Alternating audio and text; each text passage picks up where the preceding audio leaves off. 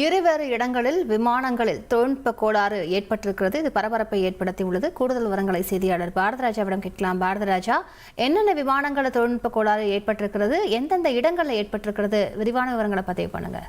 கண்டிப்பாக.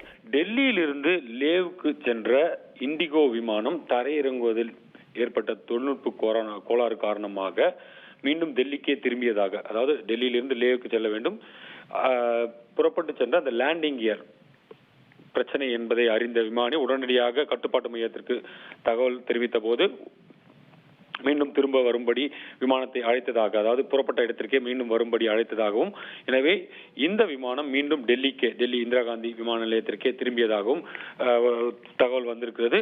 அதில் இருந்த பயணிகள் அனைவரும் மாற்று விமானம் மூலமாக லேவுக்கு அனுப்பி வைக்கப்பட்டதாகவும் இண்டிகோ நிறுவனம் தரப்பில் தெரிவிக்கப்பட்டிருக்கிறது.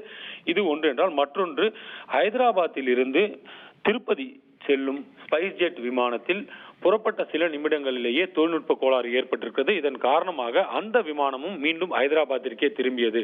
இந்த இரண்டு விமானங்களில் தொழில்நுட்ப கோளாறு ஏற்பட்டதன் காரணமாக புறப்பட்ட இடத்திற்கே மீண்டும் திரும்பிய விவகாரம் பயணிகளிடையே பரபரப்பு ஏற்படுது. அதுவும் குறிப்பாக ஏர் இந்தியா விமான விபத்துக்கு பிறகு இந்த தொழில்நுட்ப கோளாறுகள் ஏற்கனவே சாதாரணமாக விமானங்களில் வருகிறது என்றாலும் கூட பயணிகளிடையே, இந்த ஏர் இந்தியா விமானத்திற்கு பிறகு பயணிகளிடையே இந்த போன்ற தொழில்நுட்ப பிரச்சனை காரணமாக விமானங்கள் தரையிறங்கும் விவகாரம் மிகப்பெரிய ஒரு பதட்டத்தையும் அச்சத்தையும் ஏற்படுத்தி இருக்கிறது.